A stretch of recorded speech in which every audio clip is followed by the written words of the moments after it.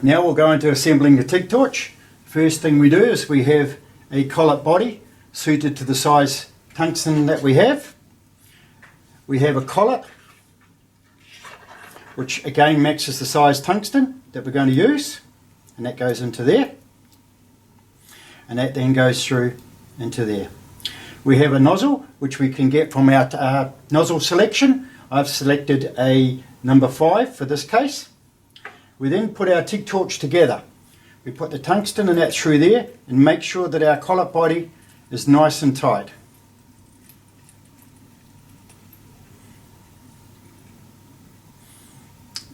Just give it a tweak. We make our tungsten out too long and then we put our back cap on. At this stage, not tightening it right up. We put our nozzle on.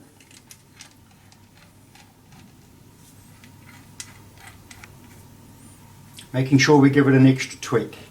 We then adjust our stick out on DC about 8 to 10 mil and we tighten our back cap up and the TIG torch should be good to go.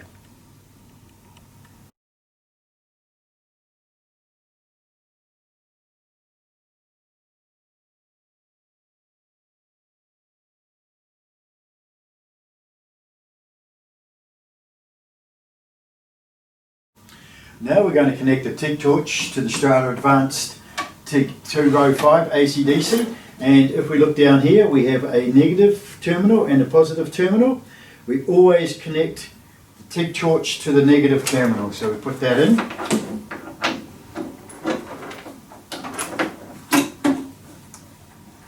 And we give it a tweak. We then connect our gas hose.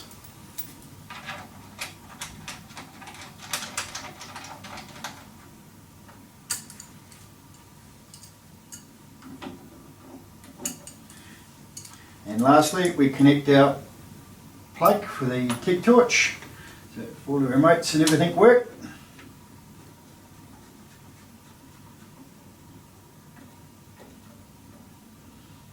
And the TIG torch is connected successfully.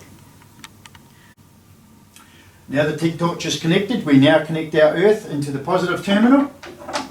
Make sure it's locked in, and then we make sure that when we connect the clamp to the workpiece that it's a good contact.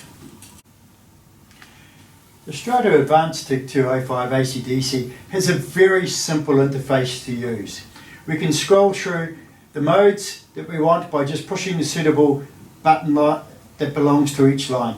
The first line is HF start, if we want to use HF to get the arc going. We push it again, we come to lift arc, where we come down, touch the job, lift off. This is very handy when HF is not applicable or you're working in environments where HF can't be used and lift arc can be. The last one on this first line is the arc welding mode.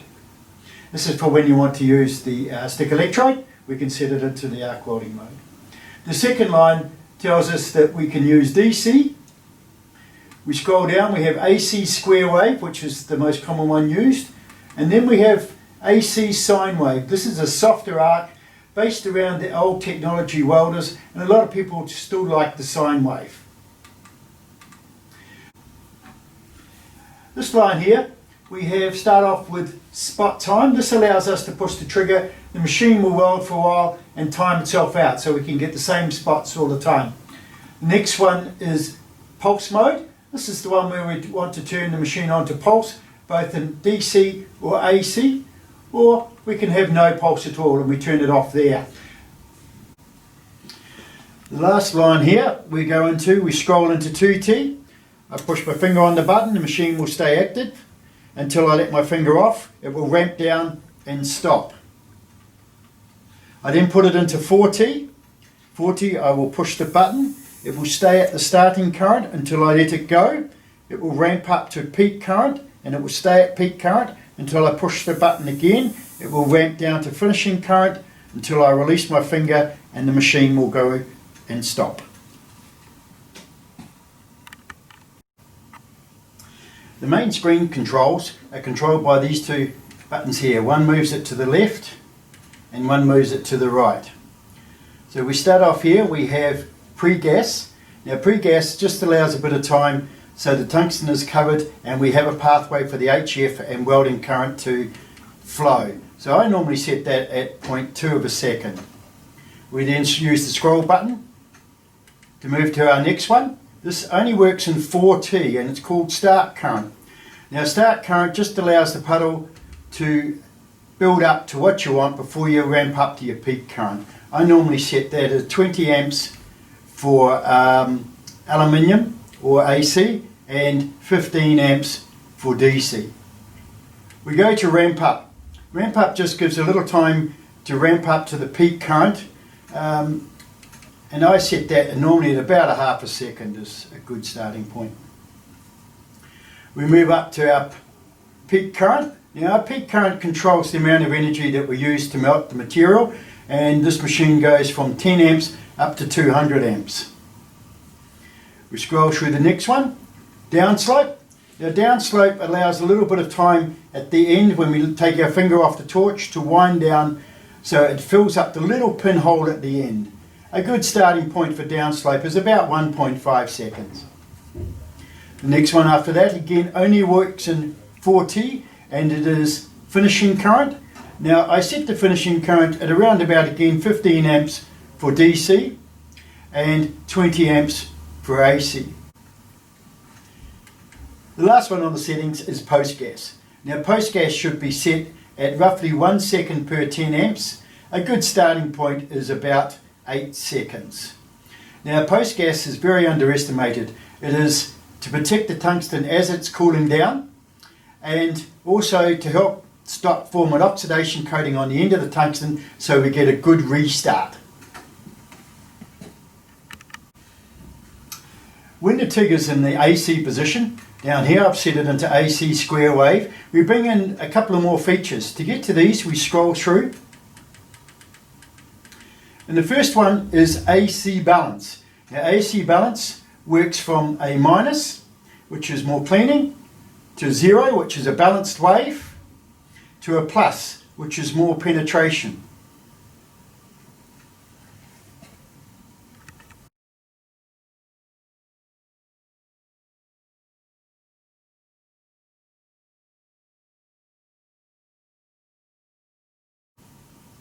One of the features that the ADVANCETIG205 has is frequency hertz. Now frequency hertz, we range on this machine from 50 hertz up to 250 hertz.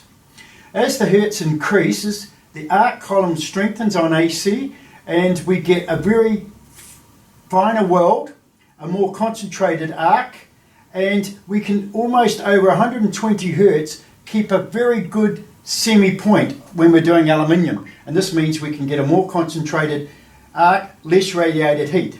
At 250 hertz we get a very strong column and we get a very pinpointed arc, but we do have to be aware of the sound.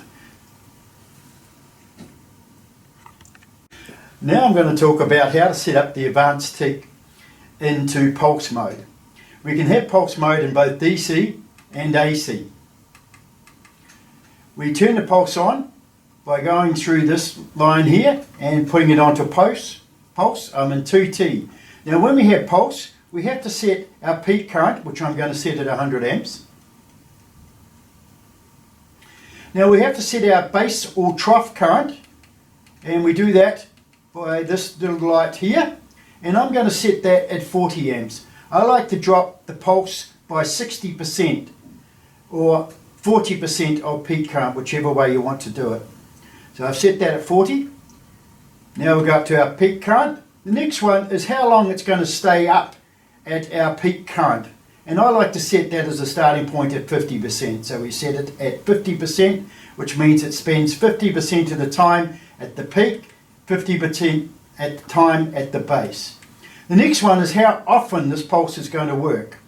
Now a good starting point, this machine starts at very low, half a second, up to, I like to set it about 2 pulses per second. So that one's set, and now we can go through the rest of the parameters and we're ready to weld. Now we're going to set the ADVANCETIG up for arc welding. It's a very nice arc welder. To do this, we grab the first line here and we scroll down till we come up to the arc. The next one, we can either do arc welding in AC or DC. I prefer DC. And now we have to set a couple of other functions in behind. And we get to them by pushing the select button. At the moment you can see the A for amperage. The next one here is for what we call a hot start. This reaches out and gives us more energy at the beginning of the arc so the electrode won't stick when we're starting, and helps to start the harder to start electrodes. A good starting point is around about 30 to 40 on the arc start. The next one after that is called arc force or dig, whichever name you prefer. And this works when the rider is trying to dig in, short out, and would normally go out. We can allow it to grab more energy to keep the arc going. So again, my personal choice is somewhere around about 40. Now they're set, we connect it and we can adjust our amperage to suit the electrode. Now you can get this from the information on the electrode that you're using. The most important thing when you're setting up for arc welding is to make sure that the electrode handpiece is put into the right jack plug. We have a positive and we have a negative. Please read the packet to find out which way around your electrode's going. I'm using a 7018 and I've checked the packet and it tells me I need to put my handpiece into the positive side. So I'm going to put that in there and lock it in. This leaves the earth to go into the negative side and lock it in. Make sure that when you're connecting the earth to the job, it's a good earth so you get a good electrical contact.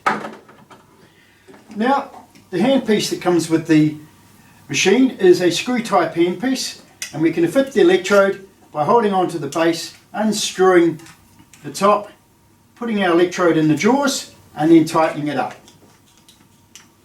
Make sure that your amperage is right for the electrode again, and now we're ready to weld. Two other features that are built into the Strata ADVANCETIG205AC DC. The first one is PFC. Now PFC stands for power factor correction. This allows for the correction of the voltage and the amperage input, bringing them together, and when this happens, the more it happens, the closer it is, the more efficient the machine runs. This makes the output power more useful for the input power. This helps when running it on generators, extension leads, work sites, and areas where there is poor power. So PFC is a little extra in cost, but it is well worth having in a machine. The second feature that the Strata ADVANCETIG205AC DC has is multi-voltage. This means that the voltage on the input side can drop down to a certain level without affecting the output. You must be aware that once the voltage drops down to a certain level, the output current of the machine will be affected. The maximum output current will be reduced. This is to protect the input current. So if you find at any stage that the machine has dropped its maximum output current, please check that your input voltage is at a level to run the machine properly, or you might be running it on a long extension lead which affects the input power.